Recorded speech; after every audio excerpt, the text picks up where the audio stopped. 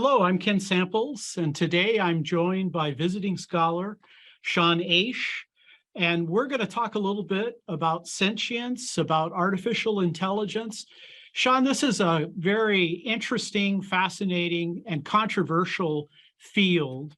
I wonder if I could ask you some questions about maybe helping Christians to think a little bit about this. Here's a couple questions I'd like you to take a little time with.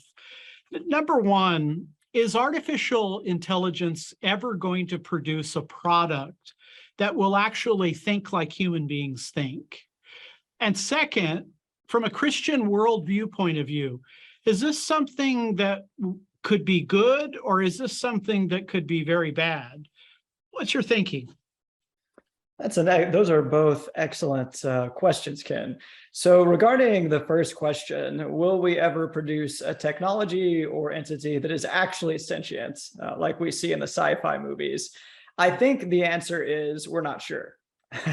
So at this point, as I'll talk a little bit about while addressing your second question, we have not produced an artificial intelligence that actually thinks. So when we produce language, we have thoughts behind our language. But when an artificial intelligence produces language, Ken, it is merely being a stochastic parrot. It is an algorithm that has been trained on data, because as we all know, data is the gasoline for artificial intelligence. Okay. All AI algorithms run on data. All that algorithm is doing is taking its training data and then producing an output based on some mathematical equations. So that AI is not actually thinking. Now, what do we need to do or accomplish in order to produce AI that can actually think? There are many researchers from Google's DeepMind to OpenAI who are trying to solve this problem. And we've hit fundamental bottlenecks. There's an area of AI called reinforcement learning that I won't go into more here, but that's one direction people are trying to pursue. But at the end of the day, the problem is, Ken, the algorithms we use for artificial intelligence aren't as complex as the human brain.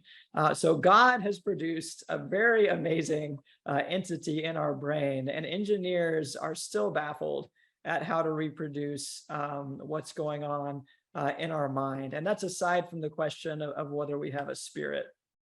Yeah. So that would be my answer to your first question. Follow up on that question. In the image of God, people are made in the image of God. Many philosophers who are Christian would say that that involves kind of a human exceptionalism, that we are different than the animals. The animals are amazing, they're wonderful, but human beings have qualities and characteristics that make them different, not just in degree, but in kind. One of my favorite philosophers, Mortimer Adler, says, animals don't have conversations, they send signals to one another. He argues that neither animals nor machines will ever think the way humans think. How important in your mind is the imago Dei, or the image of God? Well, Ken, I think it's absolutely essential. And there are Christians who believe that the image of God in us comes down to physical matter. But personally, based on my reading of scripture, I do believe that we have a soul or a spirit. So there is an immaterial part of humans that animals don't have. And that I don't believe, no matter how sophisticated of an artificial being we produce, it will ever have a soul or a spirit. Now, there are those who argue, Ken, that if we produce a sophisticated enough intelligence, God in his mercy might see fit to bestow a soul or spirit, if there is such an immaterial existence on the being. And I believe God is spirit, and that we are also spirit. And as the scripture says, the Spirit of God communicates with our spirit, that we are children of God. And so I think that idea that we have an immaterial part of us is very central to Christian doctrine, in my opinion.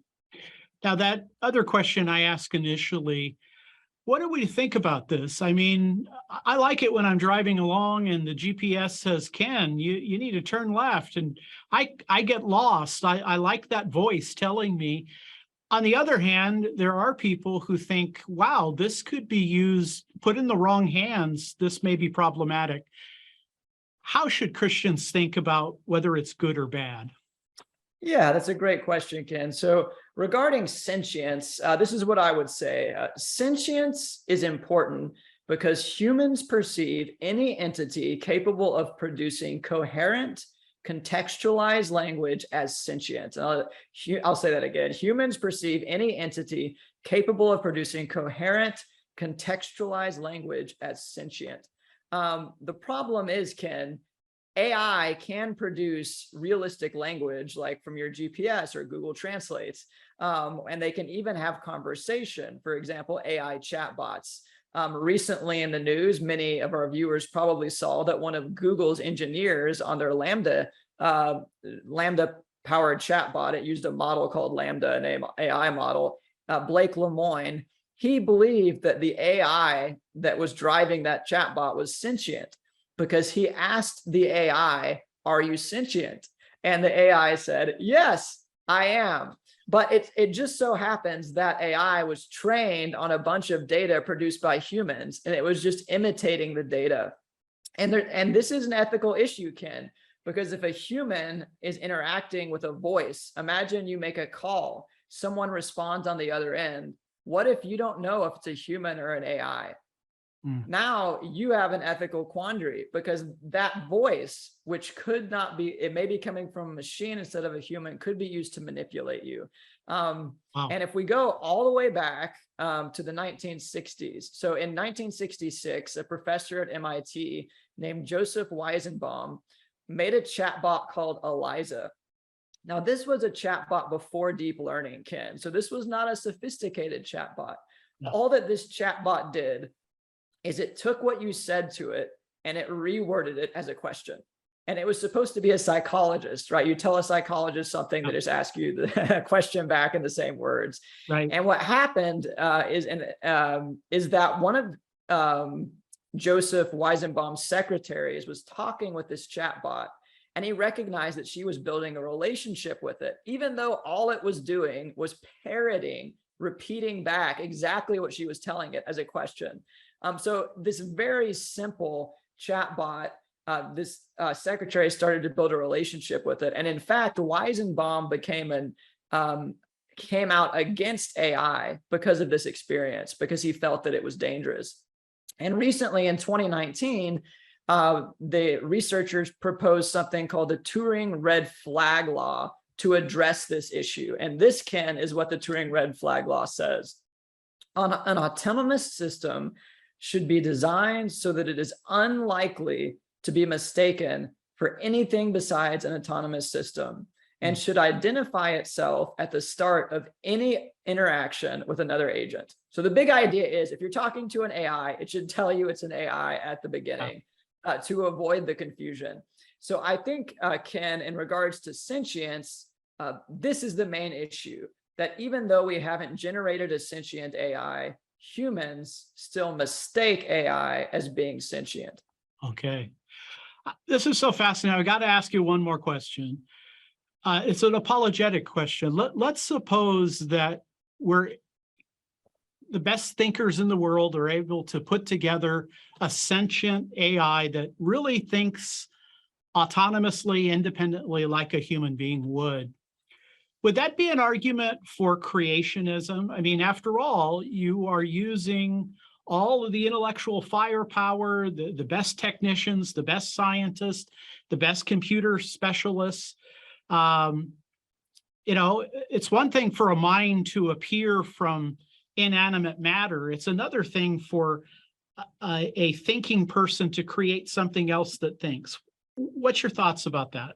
That's a great question, Ken. What I would say is that actually, in a way, this is a great argument for creation by an intelligent being, because actually one of the conclusions that many intelligent people in the world, not all of them, but many of them are coming to, is that to achieve a truly sentient AI, we're going to have to use biological material. So for example, there's a recent company that produced something called dish brain.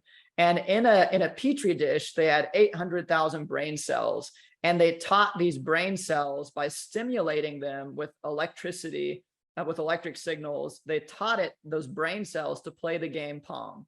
And the reason they're doing this, Ken, is because they think that to reach sentience, they may have to use biological material, such as the existing human brain cells. So this is a very strong argument, at least at this time in history, that actually God's creation is so amazing, we're struggling to replicate it. But going back to your original point, I agree. If we create an intelligence using our intelligence, to me, that ultimately does point back to an intelligence that created us. Sean, what a fascinating field. Thank you so much for being with me today. Thank you, Ken. It was a great discussion.